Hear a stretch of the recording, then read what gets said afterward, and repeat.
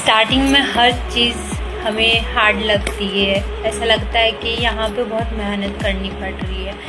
But आपको कभी भी किसी जगह अगर मेहनत करनी पड़ रही है स्टार्टिंग में, तो कभी डरो मत आप। अगर आप वहाँ पे डर जाते हो तो देखो, जो आने वाले टाइम पे हमें एक लेवल मिलने वाला होता है वो हमें नहीं मिल पाता है। जो लोग हार्ड वर्क करते हैं वो आगे जाके एक ऐसे लेवल पे पहुंच जाते हैं, जब वो पीछे देखते हैं तब उनको पता चलता है हमारा जो हमने स्ट्रगल किया है, जो हार्ड वर्क किया है, वो लाइफ पीछे रह चुकी है।